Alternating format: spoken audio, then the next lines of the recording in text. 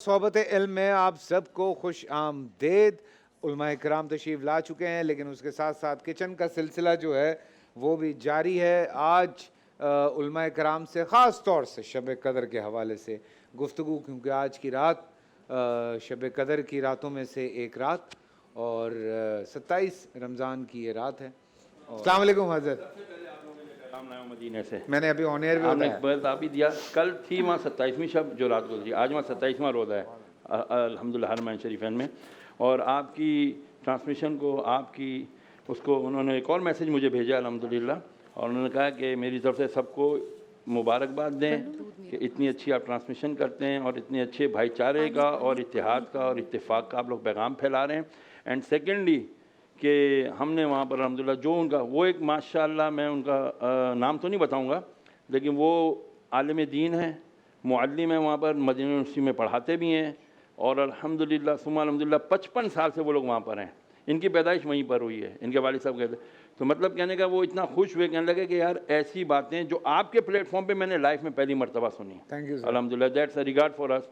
वापस आते हैं आज सोहबत इल्म की तरफ, और सोहबत इल्म में आज चूँकि अब बस हम शब कदर की तरफ बढ़ रहे हैं।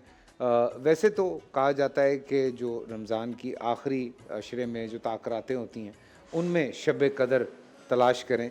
मेरा भी ये सवाल, बहुत लोगों का ये सवाल, जिलानी साहब आपकी तरफ बढ़ूँगा, इस शब कदर को छुपा के क्यों रखा गया? बिस्मिल्लाहिर्रहमानिर्रहीम। इन्ना अंज़लनाहु फ़ी लैलतिल क़द्र वमा अदराका मा लैलतुल क़द्र आमन्तु बिल्लाहि सदक़ल्लाहुल अज़ीम। फैसल भाई, अल्लाह जल्ल मजदुहुल करीम ने इस उम्मत पर जहाँ बहुत सारे इनामात और बहुत इकरामात किए, उनमें से एक सबसे बड़ा अल्लाह ताला का इनाम ये है कि अल्लाह जल्ल मजदुहुल करीम ने अपने महबूब सल्लल्लाहु तआला अलैहि वसल्लम के तसद्दुक़ तुफ़ैल, आपके सदक़े से, आपके वसीले से, आप ही की वजह से इस उम्मत पर यह इनाम किया है कि इनकी 2 रकात या कोई भी ऐसी इबादत जो कबूल हो जाए, अल्लाह जल्ल मजदुहुल करीम के नज़दीक इस रात में कमो बेश 84 साल की इबादत के मुसावी नहीं है, बल्कि उससे ज़्यादा है। कुरान मजीद और फ़ुरक़ानिल हमीद में जो लफ्ज़ इस्तेमाल हुआ है लैलतुल क़द्री खैरुम मिन अल्फ़ि शहर, उलमा जानते हैं इस बात को, तलबा भी जानते हैं कि जो खैर का जो लफ्ज़ होता है ये 19-20 के तफावत के लिए इस्तेमाल नहीं होता, बल्कि यह आसमान ज़मीन से ज़्यादा जब तफावत होता है किसी चीज़ में, उस वक्त इसको इस्तेमाल किया जाता है। तो कुरान मजीद ने यहाँ पर जो लफ्ज़ इस्तेमाल किया है, जो कलिमा इस्तेमाल किया है, वो खैरुम मिन अल्फ़ि शहर का इस्तेमाल किया है कि उससे 1000 हा दर्जे हम अपने एक तसल्ली के लिए लफ्ज़ इस्तेमाल करते हैं कि 1000 हा दर्जे बेहतर है, लेकिन इसकी हकीकत को अल्लाह जल्ल मजदुहुल करीम ही जानता है। बेशक कि वो सूरह बकरा में जहाँ पर अल्लाह जल्ल मजदुहुल करीम ने सवाब की बढ़ोतरी और उसके इजाफे का जिक्र फरमाया, जहाँ पर कि वल्लाहु युदाइफु लिमन यशा, आखिर में आकर ये इरशाद फरमाया कि अल्लाह जिसके लिए चाहेगा वो इसके इजाफे को मज़ीद मज़ीद मज़ीद बढ़ा देगा, और वल्लाहु वासिउन अलीम, वो बहुत ज़्यादा वुसअत वाला है। मैं आपकी सवाल की तरफ आता हूँ, मेरे जहन से ये बात महव ना हो जाए। साहबी रसूल हज़रत उबई बिन काब रदियल्लाहु तआला अन्हु व अर्दा वन्ना, आप फरमाया करते थे कि मुझे अल्लाह की कसम है, आप खुदा की कसम उठाकर इरशाद फरमाया करते थे कि लैलतुल क़द्र जो है वो ये 27वीं रात के अंदर ही है, अल्लाह ने इसी में रखी है। हज़रत सैयदना ख्वाजा बायज़ीद बुस्तामी रदियल्लाहु तआला अन्हु व अर्दा वन्ना सरकार, आप फरमाते थे कि मुझे लैलतुल क़द्र 2 दफ़ा मिली है, और दोनों दफ़ा मुझे 27वीं रात में ही मैंने इसको पाया है। हज़रत सखी सुल्तान बाहू सरकार रदियल्लाहु तआला अन्हु व अर्दा वन्ना, आप भी ये इरशाद फरमाते हैं कि मैंने जब भी लैलतुल क़द्र को पाया है, जब मुझे इसको पाने का इत्तेफाक हुआ तो ये मैंने इसको 27वीं रात में पाया। तो अब ये आ रही है 27वीं रात, चूँकि अब जैसे ही हम मगरिब रोज़ा खोल लेंगे, मगरिब की नमाज़ पढ़ लेंगे तो 27वीं रात आ जाएगी। तो मैं तमाम सुनने वालों से गुजारिश करूंगा कि अभी तक आपने रमज़ान में अगर रात में चौकों पथाड़ों पर रातें गुजारी हैं, खुदा के लिए सारी रात लूडो खेल कर गुजारी है, ताश खेल कर गुजारी है, गेम खेल कर गुजारी है, अल्लाह बड़ा गफ़ूर है, अल्लाह बड़ा रहीम है, वो बड़ा करम करने वाला है। वो अपने महबूब की उम्मत को اس کی امت کے ایک آنسو کے بدلے میں جنت عطا فرمانے والا ہے اور جہنم کے عذاب کو ٹھنڈا کرنے والا ہے۔ آج کی رات اپنے رب کی بارگاہ میں حاضر ہو جائے اور وہ ایک سجدہ جسے تو گرا سمجھتا ہے ہزاروں سجدوں سے دیتا ہے آدمی کو نجات۔ اس طرح کا سجدہ اپنے رب کی بارگاہ میں کر لیں اور اس کو راضی کرنے کی کوشش کر لیں کہ یہ ہو سکتا ہے کہ یہ وہی رات ہو کہ جس رات میں ایک سجدہ وہ 83 سال سے زیادہ کی زائد عبادت سے زیادہ بن جائے۔ تو کوشش کریں، میں اپنی ماؤں بہنوں سے بھی عرض کروں گا، اپنے دوستوں سے، بزرگوں سے، بھائیوں سے، سب سے عرض کروں گا کہ خدا کے لیے آج کی رات کو اللہ تعالیٰ کی عبادت میں گزاریں۔ امام راضی نے اس عقدے سے اس کو کچھ عقدہ کشائی کرنے کی کوشش کی ہے۔ امام راضی نے تفسیر کبیر کے اندر کہ اس رات کو چھپا کے کیوں رکھا گیا ہے، آپ نے 4 وجوہات لکھی۔ ایک وجہ یہ لکھی ہے کہ آپ نے فرمایا کہ اگر پہلی وجہ یہ لکھی ہے کہ جو حدیث میں آپ اللہ جل مجدہ الکریم کے محبوب نے ارشاد فرمائی کہ آپ علیہ السلام نے ارشاد فرمایا کہ اللہ نے مجھے بتا دی تھی، تم لوگوں کے جھگڑے کی وجہ سے یہ چھپا دی گئی۔ یہاں پر سر دست میں ایک بات کر کے پھر دوسری وجہ کی طرف آؤں گا کہ سارا رمضان گزر گیا ہے، بھائی بہن سے ناراض ہے، بہن بھائی سے ناراض ہے، بھائی بھائی سے ناراض ہے، بیٹا باپ سے ناراض ہے، ایسے گھر بھی ہیں، پھپھی جو ہے وہ بھتیجی سے ناراض ہے، نواسی جو ہے نانا سے ناراض ہے، یعنی کہ ہمارے جو گھر کے جو جھگڑے ہیں وہ آج 27 رمضان آ گئے اور وہ چل رہے ہیں۔ حدیث مبارکہ میں جو ارشاد فرمایا گیا کہ اللہ تعالیٰ جن 4 لوگوں کی بخشش نہیں فرماتا ان میں سے ایک آدمی وہ بھی ہے کہ جو بغیر کسی عذر شرعی کے کسی سے ناراضگی رکھے، بغض رکھے، کینہ رکھے۔ تو خدا کے لیے کہ جس وجہ سے شب قدر کو چھپایا گیا، یہ دنیا عالم اسباب ہے، یہ ایک سبب بنیادی یہ بھی ہے کہ وہ جو 2 لوگ جھگڑ رہے تھے تو نبی پاک علیہ الصلوۃ والسلام نے ارشاد فرمایا کہ تمہارے اس آپسی جو خلفشار کی وجہ سے اللہ تعالیٰ نے شب قدر کو چھپا دیا۔ ایک وجہ تو یہ ہے۔ دوسری جو ہے وہ تخمینے، چونکہ حدیث کی بات تو وہ یقینی ہوتی ہے، دوسرے آپ نے کچھ تخمینے ارشاد فرمائے کہ آپ نے فرمایا کہ اللہ نے اپنے ولی کو بندوں میں پوشیدہ رکھا تاکہ لوگ جو ہے ہر انسان کی قدر کریں، بے شک، کہ آدم کے کسی روپ کی توہین نہ کرنا، تاکہ ہر انسان کی توہین ان کی معذرت احترام کیا جائے، توہین کہہ رہا ہوں، ہر انسان کا احترام کیا جائے، توہین سے بچے۔ دوسرا کہا کہ اللہ جل مجدہ الکریم نے عبادات کے اجر کو بھی پوشیدہ رکھا اور یہ فرمایا کہ واللہ یضاعف لمن یشاء، اللہ جس کے لیے چاہے گا اس کے ثواب کو بڑھا دے گا۔ اس وجہ سے بھی اللہ جل مجدہ الکریم نے یہاں پر شب قدر کو پوشیدہ رکھا۔ اور تیسری بات آپ نے یہ ارشاد فرمائی امام راضی نے، آپ نے فرمایا کہ اللہ جل مجدہ الکریم کی حکمت یہ ہے کہ اگر پتہ لگ جائے کہ یہی شب قدر ہے تو پھر لوگ تو جری ہو جائیں گے، سارا سال گناہ کرتے رہیں گے اور کہیں گے کہ یہ ایک رات ہے، اس رات میں 1-2 سجدے کر لو، پچھلے سال کے بھی گئے، اگلے 83 سال کے بھی چلے جائیں گے۔ اس وجہ سے بھی اللہ جل مجدہ الکریم نے اس کو پوشیدہ رکھا۔ تو بہرحال چونکہ وقت مختصر ہے، صرف اتنا عرض کروں گا کہ سیدہ عائشہ صدیقہ طیبہ طاہرہ راضیہ مرضیہ مزکیہ رضی اللہ تعالیٰ عنہا، آپ نے نبی پاک علیہ السلام سے یہ روایت نقل کی، ترمذی شریف کے سینے کے اندر موجود ہے۔ آپ نے فرمایا لوگ سوال کرتے نا کہ اس رات کیا کریں، کیا کرنا چاہیے، کون سی دعا کریں، تو بھائی وہی دعا کریں جو رسول اللہ نے ارشاد فرمائی ہے۔ آپ فرماتی ہیں کہ میں نے رسول اللہ سے عرض کیا کہ یا رسول اللہ، میں اس رات اگر مجھے پتہ لگ جائے کہ شب قدر ہے تو کیا پڑھوں؟ تو آپ علیہ الصلوۃ والسلام نے ارشاد فرمایا کہ پڑھا کرو اللہم انک عفو تحب العفو فاعف عنی، اے اللہ تو معاف فرمانے والا ہے اور تو معافی کو پسند فرماتا ہے، مجھے معاف فرما دے۔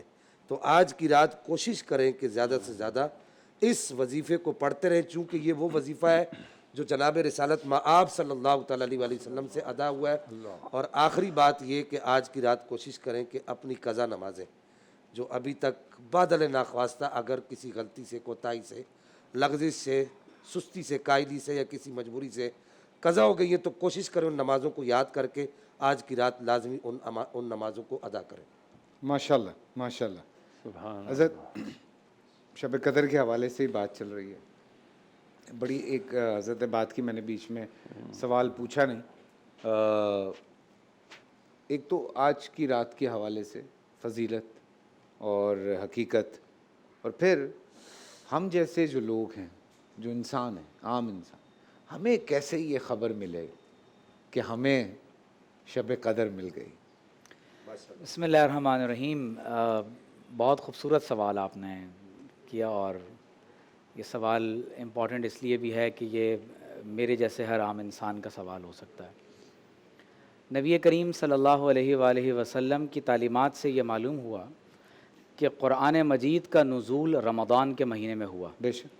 شہر رمضان الذی انزل فیہ القرآن، رمضان المبارک کا مہینہ وہ ہے جس میں قرآن کا نزول ہوا۔ بے شک۔ سورۃ القدر سے یہ معلوم ہوا اور سورہ دخان سے یہ معلوم ہوا کہ رمضان المبارک کے مہینے میں رات میں اللہ تعالیٰ نے قرآن کو نازل فرمایا۔ انا انزلناہ فی لیلۃ مبارکہ، بے شک ہم نے اس قرآن کو برکت والی رات میں نازل کیا۔ سورۃ القدر میں یہ ہے کہ انا انزلناہ فی لیلۃ القدر، بے شک ہم نے اس کو قدر والی رات میں نازل کیا۔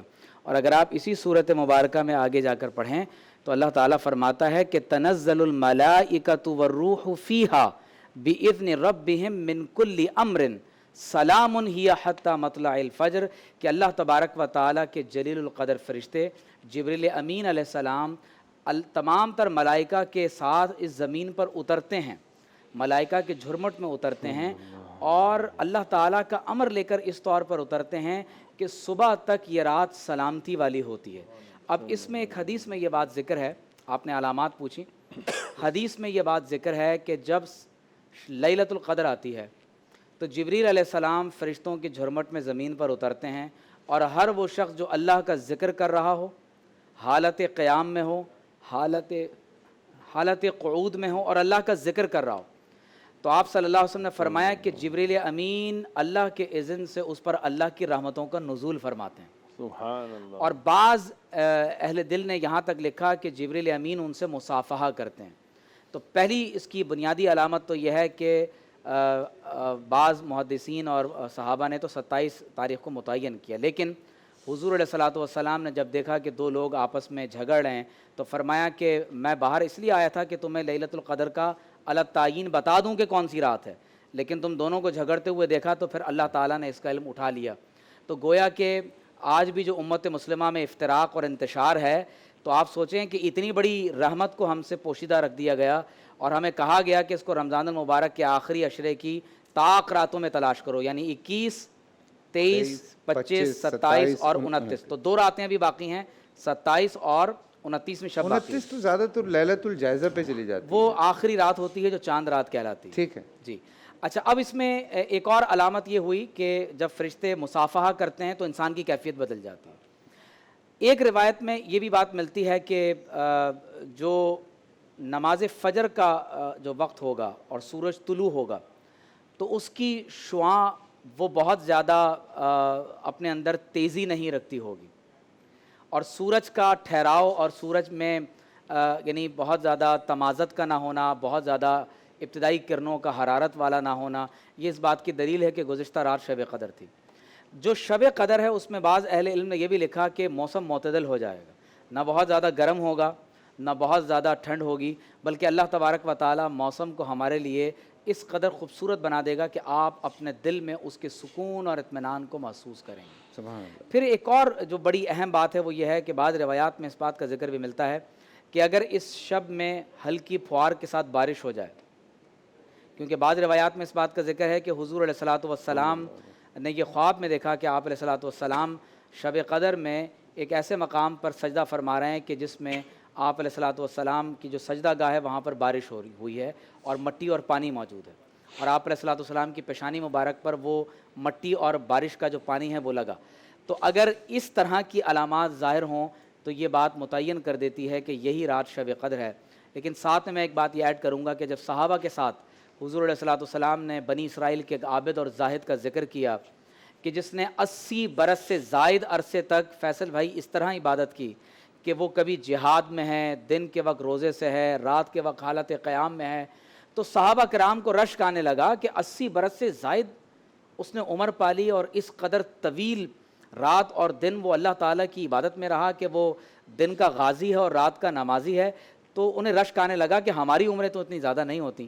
تو اللہ تعالیٰ نے وہی نازل فرما دی کہ یا رسول اللہ صلی اللہ علیہ وآلہ وسلم اگر آپ کی امت میں کوئی شب قدر میں صرف اس ایک رات میں عبادت کر لے گا تو خیر من الف شہر, اللہ تعالیٰ بنی اسرائیل کے اس عابد کی 80 برس کی عبادت سے زیادہ اس کو اجر و ثواب عطا فرمائے. سبحان اللہ. اور آپ علیہ السلام نے فرمایا کہ اگر کسی کی آنکھ سے اللہ تعالیٰ کے خوف سے مکھی کے سر کے برابر پانی نکل آئے, مکھی کے سر کے برابر کوئی اللہ کے خوف سے رو دے, تو فرمایا اللہ تعالیٰ اس کے 80 برس کے گناہوں کو معاف کر دیتا ہے. اور حضور علیہ الصلوۃ والسلام نے فرمایا من قام لیلۃ القدر ایمانا واحتسابا غفر له ما تقدم من ذنبه, کہ اگر کوئی لیلۃ القدر میں ایمان اور سیلف اکاؤنٹیبلٹی کے ساتھ اگر کوئی شخص اللہ کی بارگاہ میں قیام کر لیتا ہے, فرمایا اللہ تعالیٰ گزشتہ تمام گناہوں کو معاف کر دیتا ہے. اور صرف ایک آخری بات فیصل بھائی میں یہاں یہ کہوں گا کہ یہ جتنی بھی فضیلتیں اور برکتیں آپ دیکھ رہے ہیں کہ رمضان المبارک میں نفل کا ثواب فرض کے برابر, فرض کا ثواب 70 گنا بڑھا کر دیا جا رہا ہے. اللہ تعالیٰ اس مہینے میں رحمت, مغفرت اور جہنم سے آزادی کا مژدہ سنا رہا ہے. اس میں لیلۃ الجائزہ ہے, لیلۃ القدر ہے. یہ تمام رحمتیں کس باعث ہیں, سبب کیا ہے؟ تو جواب اس کا صرف ایک جملے میں یہ ہے کہ یہ ساری کی ساری رحمتیں اللہ تعالیٰ نے اپنی کتاب کے نزول کی برکت کی وجہ سے عطا کی. اللہ اکبر. تو یہ تمام تر برکتیں قرآن کی نسبت سے ہیں. تو آج کی شب اللہ تعالیٰ نے یعنی لوح محفوظ سے آسمان دنیا پر قرآن مجید کو نازل فرمایا. اور بعض اہل علم فرماتے ہیں کہ حضور علیہ الصلوۃ والسلام پر جو 23 برس کا جو عرصہ ہے وہ تو بتدریج قرآن نازل ہوتا رہا, لیکن آج کی شب اللہ تعالیٰ نے آسمان دنیا پر قرآن مجید کو یک بارگی نازل فرما دیا. تو شب قدر کو ضرور پائیں, لیکن اس کا جو میسج ہے وہ یہ ہے کہ رجوع الی القرآن. اگر ہم نے قرآن کی طرف رجوع کر لیا, معتکفین کو تو یہ شب مل ہی جاتی ہے, لیکن آج کم از کم 2 رکعت نماز نفل توبہ کے ضرور ادا کر لیجئے. کیونکہ جو لوگ گناہ کبیرہ کرتے ہیں, شراب نوشی کرتے ہیں, نعوذ باللہ بدکاری کا ارتکاب کرتے ہیں, والدین کے نافرمان ہیں, شرک کا ارتکاب کرتے ہیں, یا دلوں میں حسد اور بغض رکھا ہوا ہے. اور یہ بھی ایک عجیب و غریب بات ہے کہ ہم میں سے ہر ایک شخص, ہمیں شریعت کا علم نہیں ہوتا, ہم کہتے ہیں جناب میں تو شرعی عذر کی وجہ سے اس سے ناراض ہو گیا ہوں. تو اہل علم سے سوال کریں کہ یہ میرا عذر شرعی عذر بنتا ہے کہ نہیں بنتا. تو اگر کسی نے گناہ کبیرہ کیا ہے تو جب تک اس کی توبہ نہیں کرے گا سچے دل سے, تو شب قدر میں آج ایسے لوگوں کی مغفرت کا اعلان نہیں ہوتا. خاص طور پر والدین سے معافی مانگیں, کسی کا دل دکھایا ہے اس سے معافی مانگ لیجئے. اور کوئی گناہ کبیرہ اگر ہم نعوذ باللہ کرتے ہیں تو سچے دل سے ایسی توبہ کر لیں کہ یا اللہ آئندہ میں یہ گناہ نہیں کروں گا, تو یقینی طور پر شب قدر کی برکات کو ہم انشاءاللہ پا لیں گے. سبحان اللہ, سبحان اللہ. ڈاکٹر جواد صاحب, آج ہم نے بڑی دیر سے جواد صاحب کو بلایا ہوا ہے. جواد صاحب ہمیں بڑا کمیونیکیٹ کرنے میں آسان کر رہے تھے. جواد صاحب جب ہمارے بھائی جو ایران سے تشریف لائے تھے ان سے جب گفتگو ہو رہی تھی تو انہوں نے ایک بات کی کہ قرآن کے حوالے سے ہمارے یہاں بہت کام کیا جا رہا ہے, قرآن پاک کو پڑھا جا رہا ہے, سمجھا جا رہا ہے, بچوں کو پڑھایا جا رہا ہے. کوئی کیمیکل انجینئر ہے, کوئی پی ایچ ڈی ہے, کوئی ایم فل کر رہا ہے. اس طرح کے بچے تھے جو آج یہاں پہ بوائز جو آئے تھے, اور ساتھ میں وہ حمد بھی پڑھتے ہیں, نعتیں بھی پڑھتے ہیں, منقبت خوانی بھی کرتے ہیں, پھر ہماری اردو میں بھی کچھ نعتیں پڑھتے ہیں. سو بڑی تیاری کے ساتھ, بٹ ان کا یہ کہنا تھا کہ قرآن کے ساتھ انہوں نے بڑا اپنے آپ کو لنک کیا ہے. سو اس حوالے سے بھی میں چاہتا ہوں آج کی رات کے حوالے سے اس چیز کو اگر ہم کہتے ہیں تو کس طرح سے کنیکٹ کر سکتے ہیں ان تمام. بسم اللہ الرحمن الرحیم. جی آپ نے بالکل صحیح فرمایا. مختصراً ان کے حوالے سے تھوڑا سا بتا دو, پھر قرآن کریم کے حوالے سے. وہاں پر عام طور پر اسلامی جمہوریہ ایران کے اندر رمضان المبارک میں اگر آپ دیکھ لیں تو قرآن کریم کے حوالے سے بہت زیادہ پروگرامز ہوتے ہیں. رمضان ٹرانسمیشن ابھی جو چل رہا ہے نا, وہاں پر قرآن کریم کے حوالے سے سوشل میڈیا کے اوپر بھی پاکستانی ان بچوں کا کی کلپس کافی زیادہ وائرل ہو رہے ہیں کہ جنہوں نے ایران کے اندر جا کر ایرانی سرکاری ٹی وی کے اوپر منعقد ہونے والے قرآن کریم کے مقابلوں میں شرکت کی اور کافی اچھی پوزیشنز انہوں نے حاصل کر دی. قرآن کریم کی طرف لوگوں کو رغبت دلانے کے لیے جو سرکاری سطح پر کوشش ہوتی ہے وہ تمام اسلامی ممالک کے لیے میرا خیال ہے ایک اچھا اسوہ ہے کہ جس کی پیروی کرنی چاہیے. شب قدر کے حوالے سے بات ہو رہی ہے قرآن کریم کے حوالے سے. دیکھیں شب قدر کے حوالے سے مختلف روایات ہیں ہمارے سامنے کہ شب قدر کو رمضان المبارک کے آخری طاق راتوں میں تلاش کر ڈھونڈنے کی کوشش کر لیں، جن میں 21 رمضان المبارک کی رات ہے، 23 کی رات ہے، 25 کی رات ہے، 27 کی رات ہے یعنی آج کی رات، اور اسی طرح 29، اور اسی طرح ہمارے ہاں بعض دیگر روایات کے مطابق 19 رمضان المبارک کی شب کے حوالے سے بھی یہ روایت ملتی ہے۔ جیسا کہ ابھی ڈاکٹر صاحب فرما رہے تھے، قرآن کریم کا نزول آج کی شب ہوا، انا انزلناہ فی لیلۃ القدر، قرآن کریم آج کی رات نازل ہوا۔ تو ویسے تو مسلمانوں کو چاہیے کہ وہ سال بھر قرآن کریم کی تلاوت کریں۔ بحیثیت مسلمان جب ہم اس کے اوپر ایمان رکھتے ہیں تو ہمارے فرائض میں یہ شامل ہے کہ ہم قرآن کریم کی تلاوت سال بھر کریں، لیکن رمضان المبارک میں خاص اہتمام کریں، کیونکہ حضور اکرم صلی اللہ علیہ وسلم کا فرمان بھی ہے کہ اگر ایک آدمی اس رمضان المبارک میں ایک آیت کریمہ کی اگر تلاوت کرے گا تو باقی مہینوں میں ختم قرآن کریم کا اللہ تعالیٰ اسے اجر عطا فرمائے گا۔ اور اسی طرح آپ کا ایک اور فرمان ہے کہ جس میں آپ نے ارشاد فرمایا کہ فضل القرآن علی سائر الکلام کا فضل اللہ علی خلقہ، کلام مجید کا، قرآن مجید کی جو فضیلت ہے باقی تمام کلاموں کے اوپر وہ ویسے ہی ہے جیسے اللہ رب العزت کی فضیلت اس کے تمام مخلوقات کے اوپر۔ اللہ تعالیٰ کو اس کی مخلوقات کے ساتھ آپ کوئی قیاس نہیں کر سکتے، کوئی مقابلہ نہیں، بالکل اسی طرح کلام مجید کو کسی اور کلام کے ساتھ آپ قیاس نہیں کر سکتے، تو اللہ رب العزت۔ اور اسی طرح آپ صلی اللہ علیہ وسلم کی ایک اور حدیث مبارکہ ہے کہ جس میں آپ نے ارشاد فرمایا نوروا بیوتکم بتلاوت القرآن ولا تتخذوها قبورا کما فعلت الیہود والنصارى، اپنے گھروں کو قرآن کریم کی تلاوت کے ذریعے منور کیجئے، نورانی کیجئے۔ اور پھر آگے جو جملہ ہے وہ ہمارے لیے سوچنے کا ایک مقام ہے، اپنے گھروں کو قبرستان نہ بنائیں، قبر نہ بنائیں کہ جس طرح یہود و نصارہ نے کلام الہی کے ساتھ ایسا کیا تھا۔ یعنی آپ صلی اللہ علیہ وسلم گویا کہ ارشاد فرما رہے ہیں کہ جن گھروں کے اندر قرآن کریم کی تلاوت نہیں ہوتی وہ گھر اصل میں قبرستان ہے، وہاں کے لوگ مر چکے ہیں۔ جو انسان جب اس دنیا سے چلا جائے تو کچھ نہیں کر سکتا، نہ تلاوت کر سکتا نہ کوئی۔ جس گھر کے اندر قرآن کریم کی تلاوت نہیں ہوتی اس گھر کے اندر رہنے والے لوگ بظاہر زندہ بھی اگر ہوں تو اس حدیث مبارکہ کے مطابق گویا کہ مر چکے ہیں۔ تو آپ کو حیات اسی وقت ملیں گی جب آپ اپنے رب کے ساتھ اور رب کے کلام کے ساتھ اپنے آپ کو جوڑ لیں گے۔ تو قرآن کریم کی تلاوت کیا، یہاں پر ایک روایت آپ کے سامنے پیش کر لوں۔ دیکھیں عام طور پر ہمارے ہاں بعض لوگ چلو قرآن کریم پڑھ لیتے ہیں، لیکن بعض ایسے بزرگان ہو سکتے ہیں، بعض ایسے لوگ ہو سکتے ہیں کہ جن کو قرآن کریم سیکھنے کا موقع نہیں ملا، ان کے لیے میں ایک روایت آپ کے سامنے، انتہائی خوبصورت ایک روایت ہے۔ حضرت سعد بن معاذ کی شہادت ہو گئی، ٹھیک ہے، حضرت سعد بن معاذ جب شہید ہو گئے تو رسول اکرم صلی اللہ علیہ وآلہ وسلم آپ کے تشییع جنازہ میں شریک ہیں۔ تو روایت کے اندر یہ ہے کہ اس تشییع جنازہ کے اندر 90,000 ملائکہ حضور اکرم صلی اللہ علیہ وسلم اور باقی صحابہ کرام کے ساتھ جناب سعد بن معاذ کے تشییع جنازہ میں شریک ہیں، 90,000، اور ان ملائکہ کی قیادت حضرت جبرائیل علیہ السلام فرما رہے ہیں۔ حضرت جبرائیل علیہ السلام فرما رہے ہیں، یہ سارے ملائکہ اور صحابہ کرام اور خود نبی کریم صلی اللہ علیہ وسلم تشییع جنازہ میں شریک ہیں، اور پھر بڑے اہتمام کے ساتھ دے جاتے ہیں اور تدفین فرما لیتے ہیں۔ تو جب آپ صلی اللہ علیہ وسلم نے اس فضیلت کا تذکرہ صحابہ کرام کے سامنے فرمایا تو کسی نے سوال کیا کہ یا رسول اللہ اتنی فضیلت کی کیا وجہ ہے، کیوں اتنے ملائکہ جو ہے عرش سے آئے اور آ کر جو ہے جناب سعد کے تشییع جنازہ کے اندر شرکت کی؟ تو اس موقع پر آپ صلی اللہ علیہ وسلم نے ارشاد فرمایا تھا، حضرت رسول اکرم نے جناب جبرائیل سے پوچھا تھا، روایت جناب جبرائیل سے پوچھا تو حضرت جبرائیل نے یہ فرمایا جناب سعد کے اندر ایک خوبی تھی، حضرت سعد جو ہے وہ چلتے پھرتے اٹھتے بیٹھتے سوار یا پیادہ حالت میں ہمیشہ سورہ قل هو اللہ کی تلاوت کرتے رہتے تھے، جس کی وجہ سے اللہ تعالیٰ نے ہمیں حکم دیا ملائکہ کو کہ جا کر ان کے تشییع جنازہ کے اندر شرکت کر دیں۔ تو جن کو قرآن کریم مکمل پڑھنا نہیں آتا، سورہ قل هو اللہ تو سب کو آتا ہے، روزانہ لوگ تلاوت کرتے ہیں، تو مختصر سورہ ہے سورہ توحید، اگر اسی کی انسان اگر تلاوت کر لیں تو اللہ رب العزت کے اس کلام مجید کی ہم تلاوت کرنے والے ہوں گے۔ دیکھیں روایات کے اندر اگر آپ دیکھ لیں تو قرآن مجید کی تلاوت کے حوالے سے کافی زیادہ اس کے اوپر زور دیا گیا ہے، اس کے فضائل کو بیان کیا گیا ہے۔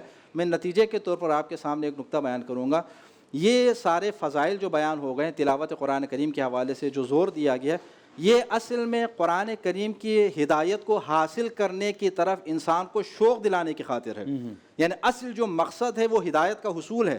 ذالک الکتاب لا ریب فیہ ھدی للمتقین، یہ ہدایت ہے، ھدی للناس وبینات من الھدی والفرقان۔ قرآن کریم سے ہدایت لینے کے لیے اور اس کے اوپر عمل کرنے کی خاطر انسانوں کو ابارنے کے لیے اللہ رب العزت نے اور حضور اکرم صلی اللہ علیہ وسلم نے اتنے سارے فضائل بیان کیے ہیں۔ اب ہم کیا کریں؟ ہم صرف قرآن کریم کی تلاوت کرتے رہیں، اس کے اوپر عمل کرنے کے لیے تیار نہ ہو۔ قرآن کریم فرما رہے کہ لا یغتب بعضکم بعضا، ہم قرآن کریم کی تلاوت بھی کر رہے ہیں اور ساتھ اپنے مومن بھائیوں کی غیبت بھی کر رہے ہیں۔ قرآن کریم ہمیں جھوٹ بولنے سے روکتا ہے اور ہم جھوٹ بھی بولتے ہیں اور قرآن کریم کی تلاوت بھی کرتے ہیں۔ تو قرآن کریم کی فضیلت اس کے اوپر عمل کے لیے ایک مثال کے ذریعے یہاں پر اپنی بات کو پہنچا دوں آپ کی خدمت میں۔ دیکھیں نماز کے حوالے سے نا بہت ساری روایتیں، جیسے نماز اگر آپ پڑھ لیں تو نماز کے لیے آپ کیا کر لیں؟ خوشبو لگا لیں، ٹھیک ہے، فضیلت بہت زیادہ ہے۔ آپ صاف ستھرے کپڑے پہن لیں، فضیلت بہت زیادہ ہے۔ ہر قدم جو آپ کا مسجد کی جانب اٹھے گا فضیلت بہت زیادہ ہے، اور اذان آپ سنیں گے فضیلت بہت زیادہ ہے۔ نماز کا آپ انتظار کریں گے، پہلے جا کر وہاں پر بیٹھے رہیں گے تو فضیلت بہت زیادہ۔ تو یہ سارے فضائل جو اس کے اندر ذکر ہو رہے ہیں۔ اب ایک آدمی ایسا ہے کہ جو یہ سارے فضیلتیں حاصل کر لیتا ہے اور جب عین نماز کا ٹائم ہو گیا، تکبیرۃ الاحرام کا آغاز ہو گیا، وہ وہاں سے پیچھے پلٹ آیا اور واپس چلا گیا، تو یعنی نماز نہیں پڑھی۔ یہ اب اس سے کہا جائے کہ بھئی یہ ساری فضیلتیں تو نماز کی خاطر بیان ہو گئی تھیں، آپ نماز کو چھوڑیں اور ان ساری فضیلتوں۔ بالکل اسی طرح قرآن کریم کے حوالے، تو قرآن کریم کی تلاوت کی جو فضیلتیں بیان ہو گئیں وہ اس لیے ہے کہ ہم قرآن کریم کو پڑھیں اور اس کے اوپر عمل کریں۔ ہم سارے فضائل کو صرف لے رہے ہیں اور نہ سمجھنے کی کوشش کر رہے ہیں اور نہ قرآن کریم کے پیغام کو حاصل کرنے کی کوشش۔ آج کوئی مسلمان، کوئی انسان یہ بہانہ نہیں بنا سکتا کہ ہم قرآن نہیں سمجھ سکتے۔ ہر زبان میں قرآن کریم کا ترجمہ موجود ہے اور ہر مسلک کے علماء نے، ہر مکتب فکر کے علماء نے قرآن کریم کا ترجمہ کیا ہوا ہے۔ تو جس ترجمے کو آپ بہتر سمجھتے ہیں آپ اس کا ترجمہ لے لیجئے۔ اور یہاں پر ایک بات اور، سب سے زیادہ ترجمہ قرآن کریم کا اردو میں ہو چکا ہے اور 750 سے زیادہ قرآن کریم کے اردو میں ترجمے ہو چکے ہیں تمام زبانوں میں۔ دنیا کے اندر جو زندہ زبانیں اس وقت موجود ہیں ان میں سب سے زیادہ تو اس لیے کسی کے پاس کوئی بہانہ بچتا ہی نہیں ہے کہ وہ یہ کہیں کہ ہمیں تو عربی نہیں آتی، ہم تو نہیں سمجھ سکتے، تو ہم قرآن کریم کو کیسے سمجھیں؟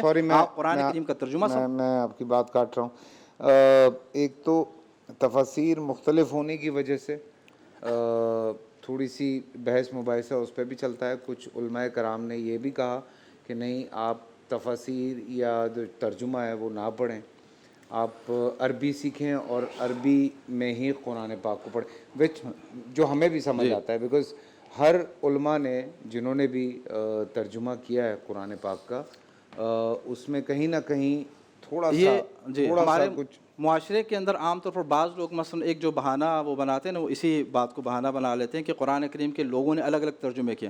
میں آپ کے سامنے گارنٹی کے ساتھ کہتا ہوں قرآن کریم کے اندر کتنی آیات ہیں؟ 6000 سے زیادہ آیات ہیں، 6236 آیات کریمہ ہیں۔ قرآن کریم کے اندر اتنی جو آیات کریمہ ہیں ان میں سے 100 آیات کریمہ بھی آپ کو ایسی نہیں ملیں گی کہ جن کے اندر علماء کے ترجموں کے اندر اختلاف ہو۔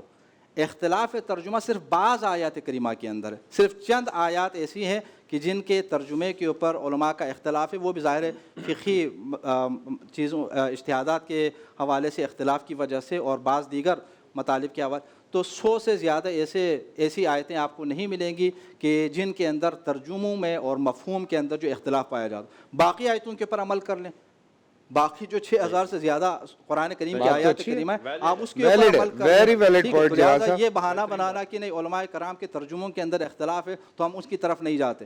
آپ کو اگر عربی سیکھ سکے تو بہت اچھی بات، سب سے بہتر تو یہ ہے کہ عربی سیکھ لیں، لیکن اگر عربی نہ سیکھ سکیں تو کم از کم ترجمہ پڑھ لیں اور جہاں پر اختلاف ہے وہاں پر آپ اس کے اپنے اتفاق سے ہی آپ کو بتا رہا ہوں۔ کل ہی میں ایک دوست کے ساتھ تھا رات میں، تو انہوں نے کہا کہ مجھے کوئی 14-15 سال ہو گئے میں سنتا رہتا ہوں قرآن پاک اور ترجمے کے ساتھ سنتا رہتا ہوں، تو اب کہتے یہ کنڈیشن ہے کہ میں جب تراویح میں کھڑا ہوتا ہوں تو مجھے ایگزیکٹلی پتہ ہوتا ہے کہ مولانا صاحب کیا پڑھ رہے ہیں۔ تو کچھ 12-13 سال لگے ان کو، لیکن ان کو یہ کہہ رہے تھے کہ مجھے بڑا فائدہ ہوا ہے اس چیز کا۔ تو یہ ایک اچھی بات ہے کہ آپ سمجھ رہے ہیں کہ آپ کو کیا پڑھایا جا رہا ہے۔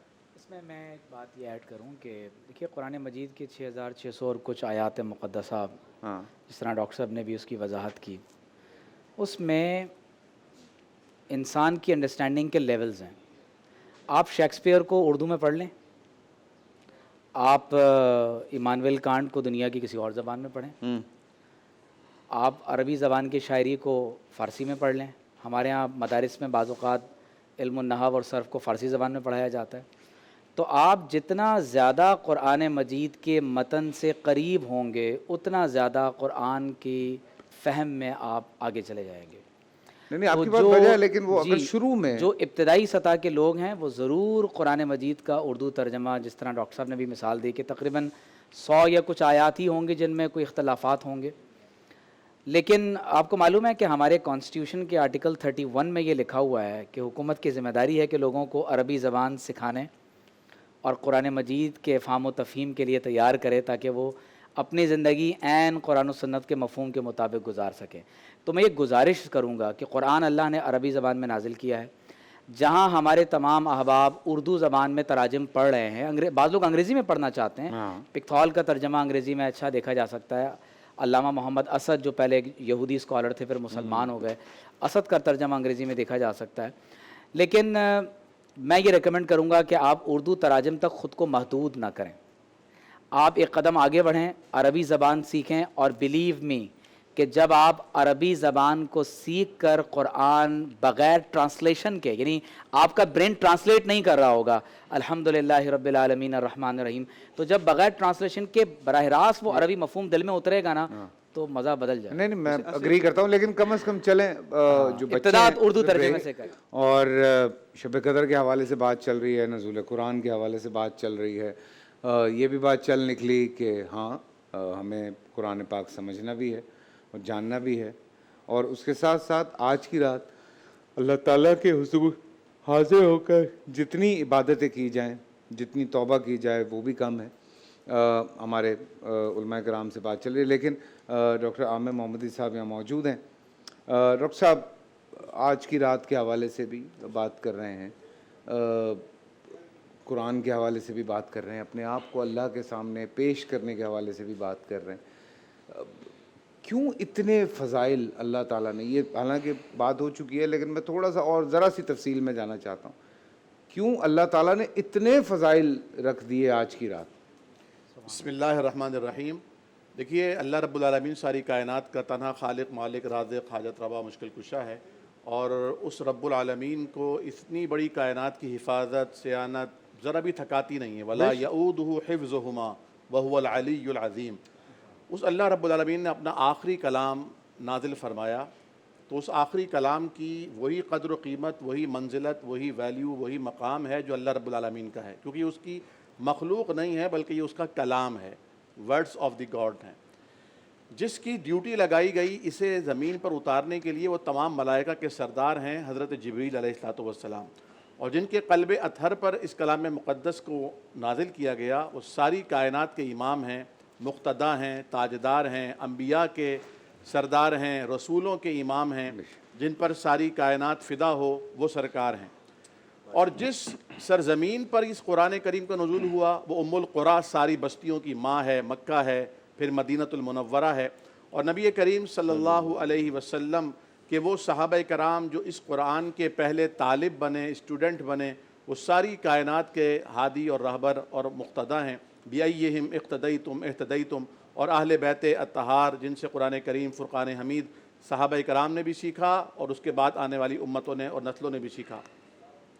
اسی طرح جس مہینے میں یہ قرآن نازل ہوا وہ مہینہ تمام مہینوں سے افضل ہے، رمضان. رمضان کو رمض سے مشتق کیا گیا اور یہ اس لیے کہتے ہیں کہ یہ گناہوں کو جھلسا دیتا ہے. اور اس کی وہ رات شب قدر جس کا ابھی علماء سے آپ نے سورۃ القدر کی نسبت سے پوچھا، انا انزلناہ فی لیلۃ القدر. اور پھر اللہ خود فرماتا ہے وما ادراک، آپ کو کیا خبر کہ یہ لیلۃ القدر کیا ہے، خیر من الف شہر.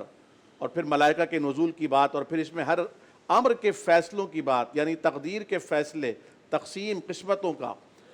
تو یہ رات یقیناً بے انتہا فضیلت کی رات ہے. لیکن یہ بات بھی یہاں پر آ گئی کہ اس رات کو جتنی فضیلتیں ملی ہیں وہ قرآن کی برکت سے ملی ہیں. اور قرآن کے بارے میں خیر کی بڑی خوبصورت بات کی تھی کہ جس چیز میں زمین اور آسمان کا فرق ہو وہاں خیر کا استعمال کیا جاتا ہے. تو قرآن نے ایک مقام فرمایا خیرم ہوا خیرم مما یجمعون. یہ قرآن جو 30 پاروں پر مشتمل ہے، 6236 آیات اس قرآن کے جیتی جاگتا معجزہ ہیں.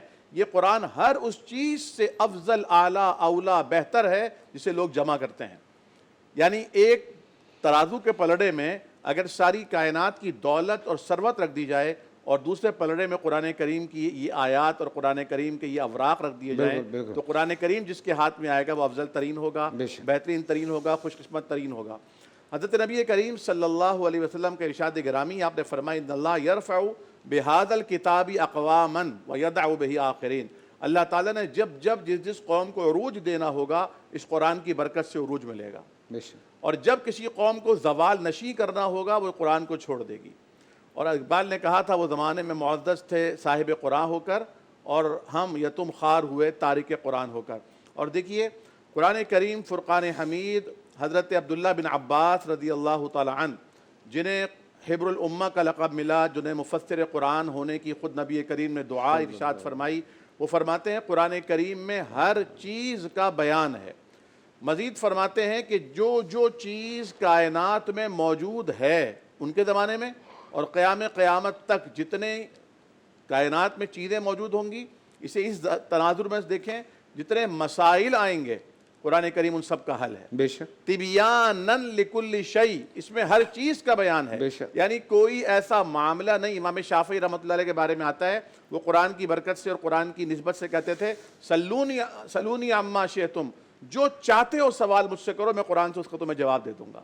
تو قرآن آج مسلمانوں کے پاس ہے لیکن اسے طاق نشیاں کی زینت بنا دیا گیا ہے, اسے ریچیبل نہیں رکھا گیا ہے. اور ابھی یہ بات ہو رہی تھی ترجمۃ القرآن کی, بڑی خوبصورت مباحث چڑھی ہوئی تھیں.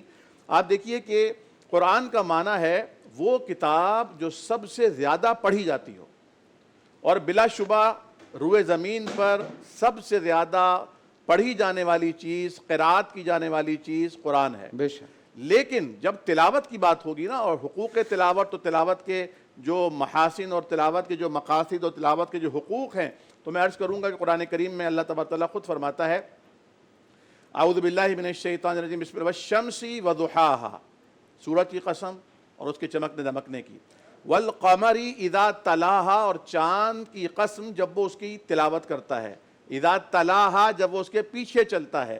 یعنی قرآن کریم کا جو مقصود ہے وہ ہدایت ہے, اور ہدایت اتباع اور پیروی سے ملے گی, اور اتباع اور پیروی کے لیے قرآن کریم کو صحیح لحن کے ساتھ پڑھنا ہوگا, قرآن یعنی اس کی قرات کرنی ہوگی, اور قرآن کریم کا فہم حاصل کرنا ہوگا. اور سورہ قمر قرآن کریم کی ایک سورہ مبارکہ ہے, بہت طویل سورہ نہیں ہے, اس میں 4 مرتبہ اللہ تعالیٰ نے ایک ہی آیت کو بار بار دہرایا ہے. فرمایا وَلَقَدْ يَسَّرْنَا الْقُرْآنَ لِلذِّكْرِ فَهَلْ مِن مُدَّكِرٍ, اور البتہ تحقیق ہم نے اس نصیحت کو, اس قرآن کو نصیحت کے لیے, یاد کرنے کے لیے, سبق لینے کے لیے آسان کر دیا ہے. فَهَلْ مِن مُدَّكِرٍ, تو کوئی ہے اس نصیحت کو حاصل کرنے والا, اسے یاد کرنے والا, اسے سمجھنے والا. اور پھر قرآن کے الفاظ میں کہ ام علی افلا یتدبرون القرآن, یہ قرآن کریم پر تدبر کیوں نہیں کرتے, غور اور فکر کیوں نہیں کرتے. ام علی قلوب اقفالها, یا ان کے دلوں پر تالے پڑ گئے ہیں, تالے لگے ہوئے ہیں دلوں پر. تو دیکھیے قرآن کریم فرقان حمید کا یہ حق ہے کہ ساری امت قرآن کریم کو تھامے, قرآن کریم سے تعلق جوڑے. جس طرح ڈاکٹر صاحب نے بہت خوبصورت لفظ استعمال کیا کہ رجوع الی اللہ کی تحریک کی ضرورت ہے, قرآن سے لو لگانے کی, تعلق جوڑنے کی ضرورت ہے, کیونکہ جو قوم قرآن کو اٹھا لیتی ہے وہ کبھی گمراہ نہیں ہوتی. اگر آج ہم راہ سے بھٹک چکے ہیں یا منزل کو فراموش کر چکے ہیں تو واحد علت سبب یہ ہے کہ ہم نے قرآن کو چھوڑ دیا ہے. اور قرآن نبی کریم صلی اللہ علیہ وسلم کا بڑا خوبصورت فرمان ہے, آپ فرماتے ہیں لوگو اقرأوا القرآن, قرآن کو خوب پڑھا کرو, خوب پڑھا کرو. فَإِنَّهُ يَأْتِي يَوْمَ الْقِيَامَةِ شَفِيعًا لِأَصْحَابِهِ, کیونکہ یہ اپنے دوستوں کے لیے قیامت کے دن سفارشی بن کر آئے گا. یعنی فرمایا اپنے پڑھنے والوں کے لیے, یعنی اتنا پڑھنا ہے کہ قرآن کریم دوست ہو جائے. جس طرح آپ نے ابھی مثال دی کہ ایک صاحب قرآن کریم کو سن کر, اس کا ترجمہ سن کر اپنے ذہن میں بٹھاتے ہیں, اور جب وہ تراویح میں کھڑے ہو کر قرآن کی سماعت کرتے ہیں تو انہیں لگتا ہے کہ انہیں سمجھ میں آ رہا ہے, اور یہ انہوں نے پہلے سے سن رکھا ہے. تو یہ جو دوستی کا تعلق ہے یہ اگر قرآن سے جڑ جائے تو دنیا میں بھی قرآن دوستی نبھاتا ہے, قبر میں بھی قرآن دوستی نبھائے گا, حشر میں بھی قرآن کام آئے گا. اور اللہ کے حبیب نے فرمایا کہ یہ 2 اللہ تعالیٰ کی جو چیزیں ہیں, روزہ اور ایک قرآن, یہ کل قیامت کے دن آئیں گے. فرشتے کسی کو اس کے گناہوں کی وجہ سے جہنم میں لے جا رہے ہوں گے, اور یہ اللہ کے دربار میں کھڑے ہوں گے, اور روزہ کہے گا پروردگار میں تیرا روزہ ہوں جس کے بارے میں تو نے کہا تھا صوم لی وانا اجزی بھی اور وانا اجزا بھی. تو اللہ میں نے اسے دن بھر خواہشات نفسانی سے روک کے رکھا تھا. اور پھر قرآن آ جائے گا اور کہے گا اللہ میں تیرا کلام اور تیرا قرآن ہوں، اور میں نے راتوں کو اسے نیند سے روک کے رکھا تھا۔ اللہ کے حبیب نے فرمایا فَيُشَفَّعَانِ، اللہ ان دونوں کی سفارش اور شفاعت اس کے حق میں قبول کرے گا اور اسے جنت میں داخل کر دے گا۔ اللہ اکبر، اللہ اکبر۔ شہر صاحب، میں نے ایک چیز پڑھی تھی، میں وہ آپ سے ڈسکس کرنا چاہ رہا ہوں۔ اوبیسلی ججمنٹ کے بعد جب اوپر جا کے ججمنٹ ہوگی، یہ قرآن کے حوالے سے ہی بات چل رہی تھی، تو ہم جب پڑھتے ہیں تو ہمیں یہ پتہ چلتا ہے کہ ہاں جنت کے بھی درجات ہیں۔ تو جب میں پڑھ رہا تھا تو اس میں ایک چیز تھی کہ جب فیصلے ہو جائیں گے تو اس کے بعد کہا جائے گا کہ پڑھو قرآن، واہ واہ واہ واہ، اور قرآن پڑھتے جاؤ اور درجات سبحان جو اللہ ہیں، سبحان اللہ۔ تو یہ سچی بات ہے۔ بسم اللہ الرحمن الرحیم، صلی اللہ علیہ نبی الامی وآلہ صلی اللہ علیہ وسلم، صلاۃ و سلام علیک یا سیدی یا رسول اللہ۔ یہ تو ایسی بات ہے کہ قاری اور حافظ جو ہوتے ہیں نا، جو بہت اچھی طرح لحن کرتے ہیں، ٹھہر ٹھہر کے، وَرَتِّلِ الْقُرْآنَ تَرْتِیلًا، کہ جو قرآن کو خوب ٹھہر ٹھہر کر آسانی سے پڑھو ہیں، تو اللہ تعالیٰ حفاظ کرام کو اور ایسے قاریوں کو جن کا اپنے قرآن پر عمل ہوگا، اللہ تبارک تعالیٰ حکم فرمائے گا کہ تم اب میرے اس کلام پاک کی جو ترتیل ہے تم تلاوت کیا کرتے تھے، اب تم پڑھتے جاؤ اور درجات جنت میں چڑھتے جاؤ، پڑھتے جاؤ اور چڑھتے جاؤ، فَإِنَّ آخِرُ مَنزِلِكَ، اور پھر یہاں تک کہ وہ سب سے اعلیٰ ترین مقام پر پہنچے گا۔ اب میں قوم کو ایک چھوٹی سی اس میں میں ایک سوال بیچ میں بریکٹ لگاؤں گا کہ مجھے نا امین شہیدی صاحب یاد آ گئے، وہ کہتے تھے میں ایک بریکٹ لگانا چاہتا ہوں جب بیچ میں کوئی بات ہوتی تھی، لیکن جب ہم تراویوں میں ہوتے ہیں تو ایسی 160 کی سپیڈ پہ جا رہے ہوتے ہیں۔ اب وہ اپنا حساب خود ہی لگا لینا، اسپیڈ سے جا رہے ہوں گے تو ظاہر بات ہے کوئی نہ کوئی لہن، کوئی غلطی، کچھ بھی ہوگا نا، تو بہرحال قرآن کا اعجاز تو ہے، قرآن اپنا فائدہ دے گا۔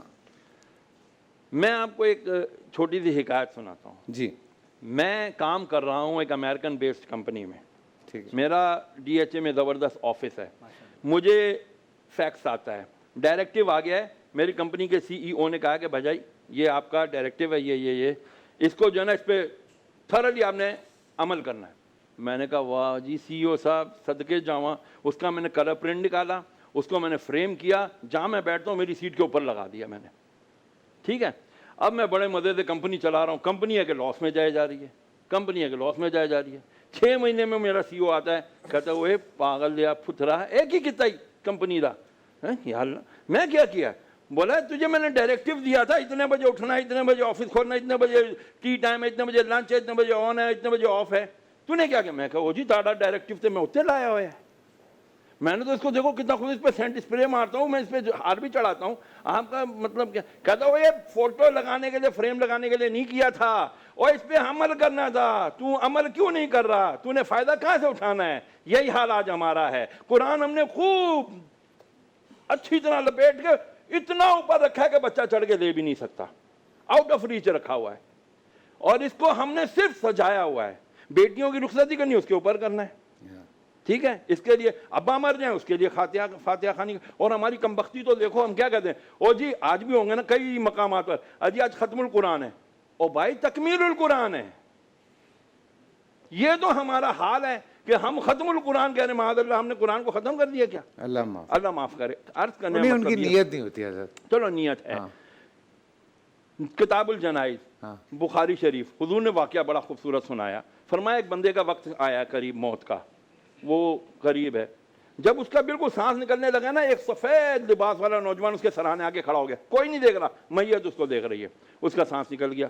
خیر جی لوگ کہہ رہے ہیں غسل دو، کفن دو، یہ سب کچھ ہو گیا، اب وہ ساتھ ساتھ ہے، نماز ہو گئی، اس کو لے جایا جا رہا ہے، وہ جوان سفید لباس والا ساتھ ساتھ جا رہا ہے، قبر میں رکھ دیا گیا، وہ بھی قبر میں داخل ہو گیا، قبر بند ہو گئی ہے، قبر بند ہو گئی ہے، وہ اندر ہے، دوبارے پھاڑتے ہوئے آگے فرشتے اس کو دیکھتے ہیں نوجوان کو، سبحان اللہ تو کون ہے بھائی؟ کہتا ہے میں تم کو جانتا ہوں، مجھے چھوڑ دو، تم اپنا کام کرو۔ بولا تو بتا دو صحیح تو کون ہے؟ کہا میں اس میت کا دنیا کے اندر کبھی پست آواز میں کبھی بلند آواز سے کیا ہوا قرآن مجید ہوں، میں اس وقت تک نہیں جاؤں گا جب تک کہ میں اس کو بخشش کروا کے جنت میں داخل نہ کروا۔ یہ نبی کریم علیہ السلام بتا رہے ہیں، اور ہم آج قرآن سے کتنا دور ہیں؟ بس جزدان میں لپیٹنا ہے. ماں بھی جاتی ہے نا جب وہ جامع کلا دے, اچھا سا قرآن دینا میں نے بیٹی کو دینا ہے, وہ اچھی سی پیٹی میں دینا, اسے اچھا سا اس کا کور چڑھانا تاکہ کھولنا نہیں ہے انہیں کبھی. اللہ تعالیٰ ہمارے حال بنائیں فرمائے. یہ اتنی پیاری رات, اتنی مبارک باتیں ان بزرگان نے ہمارے علماء نے کی ہیں الحمدللہ. اللہ تعالیٰ ہمیں بس عمل کی پڑھنے کی توفیق دے, ٹانگنے کی توفیق نہ دے. بزرگان پہ ڈاکٹر عمیر اور جیلانی صاحب تھوڑا ہل گئے. نہیں بزرگ ہیں, بزرگ کی عمر سے نہیں ہوتی. کام کے بزرگ بزرگ تو میں ہوں خیر اس عمر کے لحاظ سے, میں بزرگ ہوں شاید. بزرگ کہتے ہیں بکری کو, رک کہتے ہیں اس کی دم کو. ماہر القادری نے کچھ اشعار لکھے ہیں, میں 2-3 جی جی بالکل. پھر ہم اذان کی طرف. طاقوں میں سجایا جاتا ہوں, آنکھوں سے لگایا جاتا ہوں, واہ واہ, تعویذ بنایا جاتا ہوں, دھو دھو کے پلایا جاتا ہوں, جزدان حریر و ریشم کے اور پھول ستارے چاندی کے, پھر عطر کی بارش ہوتی ہے, خوشبو میں بسایا جاتا ہوں. واہ, جس طرح سے طوطا مینا کو کچھ بول سکھائے جاتے ہیں, اس طرح پڑھایا جاتا ہوں, اس طرح سکھایا جاتا ہوں. جب قول و قسم لینے کے لیے تکرار کی نوبت آتی ہے, پھر میری ضرورت پڑتی ہے, ہاتھوں پہ اٹھایا جاتا ہوں. دل سوز سے خالی رہتے ہیں, آنکھیں ہیں کہ نم ہوتی ہی نہیں, کہنے کو میں ایک ایک جلسہ میں پڑھ پڑھ کے سنایا جاتا ہوں. واہ واہ, نیکی پہ بدی کا غلبہ ہے, سچائی سے بڑھ کر دھوکہ ہے, ایک بار ہنسایا جاتا ہوں, 100 بار رلایا جاتا ہوں. یہ مجھ سے عقیدت کے دعوے, قانون پہ راضی غیروں کے, یوں بھی مجھے رسوا کرتے ہیں, ایسے بھی ستایا جاتا ہوں. کس بزم میں مجھ کو بار نہیں, ایسے بھی کس عرس میں میری دھوم نہیں, پھر بھی میں اکیلا رہتا ہوں, مجھ سا بھی کوئی مظلوم نہیں. یہ ماہر القادری نے قرآن کی فریاد کے نام سے پوری ایک نظم لکھی ہے. اسی کے تناظر میں قرآن کی آیت کا صرف میں ترجمہ کر دیتا ہوں. حضور علیہ الصلوۃ والسلام شفاعت کریں گے قیامت کے دن, امت کی ایک شکایت بھی کریں گے. امت کی شکایت حضور خود کریں گے. وہ شکایت کیا ہے؟ وقال الرسول یا ربی ان قوم اتخذوا هذا القرآن مہجورا. اللہ کے رسول علیہ السلام اللہ کی بارگاہ میں عرض کریں گے کہ اے میرے رب, میری اس قوم نے قرآن کو نظر انداز کر دیا تھا. اللہ تعالی ہمیں قرآن کی طرف پلٹنے کی توفیق. آمین آمین آمین. محمد وعلی آلہ وصحبہ وبارک وسلم. یا رب العالمین, آنے والی شب قدر کے صدقے ہمارے کبیرہ صغیرہ سارے گناہ معاف فرما. یا اللہ نور کے قرآن سے ہمارے ویران سینوں کو منور فرما. یا اللہ اپنے حبیب کے صدقے ہمارے والدین کی کل مسلمان امت کی مغفرت فرما. اے اللہ نزول قرآن کے صدقے فلسطین کے مظلوم مسلمانوں کی غیب سے مدد فرما. کل عالم کے مسلمان جتنے مظلومین ہیں مولا سب کی غیب سے مدد فرما. شہداء کی قربانیاں قبول فرما. اے اللہ ہمیں غیرت و حمیت اسلامی عطا فرما. ہماری جملہ تمام پریشانیاں دور فرما. ایمان پر عافیت والی موت عطا فرما.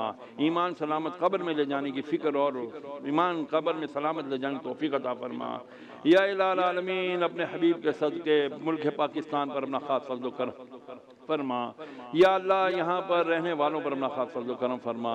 یہاں پر ٹیم نے جس طرح مل کر کوشش کی, علماء کرام نے محنت کی, مولا ان کی تمام سعی کو اپنی بارگاہ میں قبول فرما. یا اللہ جو مانگا وہ بھی عطا فرما, جو مانگنے سے قاصر رہ گئے وہ بھی عطا فرما. یا اللہ ہم سب کو وہ عطا کر جس سے ہماری دنیا اور آخرت کا بھلا ہو. اے اللہ ہمیں دنیا اور آخرت کے نقصان اور خسران سے بچا. وافوض امری الی اللہ ان اللہ بصیر بالعباد حسبنا اللہ ونعم الوکیل نعم المولا ونعم النصیر. سبحان ربک رب العزة عما یصفون وسلام علی المرسلین والحمد للہ رب العالمین.